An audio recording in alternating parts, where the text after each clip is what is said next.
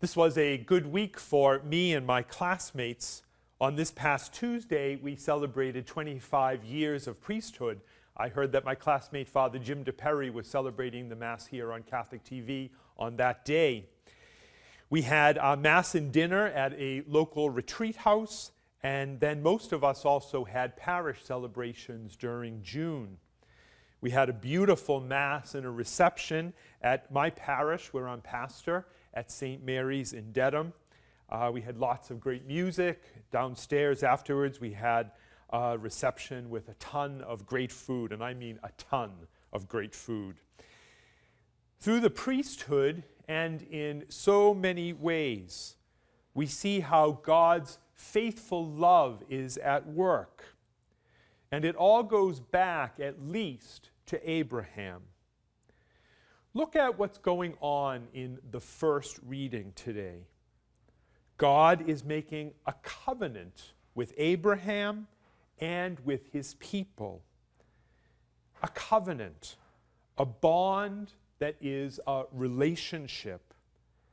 It's not a contract that we make with some kind of service provider. I'll pay you to bring this or to fix that. No, it's a relationship. This covenant, this pact began with Sarah and with Abraham, is later fulfilled and of course completed in Jesus, in his life, in his words, in his actions. Think of the Last Supper, which we hold before us at every Mass. This is my body for you. This is the chalice of my blood. The new and, what is it that Jesus says? The new and eternal covenant. With Jesus' own body and with his blood, he seals that relationship that began so long ago with Abraham. We see that relationship made alive when Jesus heals the person with leprosy in the gospel. And it wasn't just in the gospel times. He also reaches out to heal us when we might feel alone or unclean or unloved or unforgiven. We can say, Jesus, you can heal me if you will it. And as soon as we say that, right away, Jesus says, I do will it. I'll do it.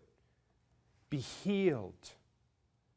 And the kind of healing that we most need at that moment, that Jesus knows that we most need at that moment, will be ours.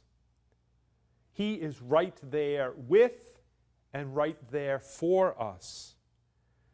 That's why St. Irenaeus, whose memorial we celebrate today, it's why Irenaeus' teaching was so important.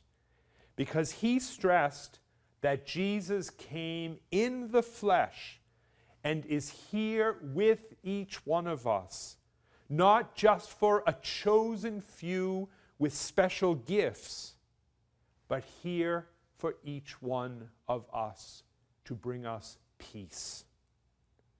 The proof is then, having been loved ourselves, how it is that we will love others, and in the thanks that we give.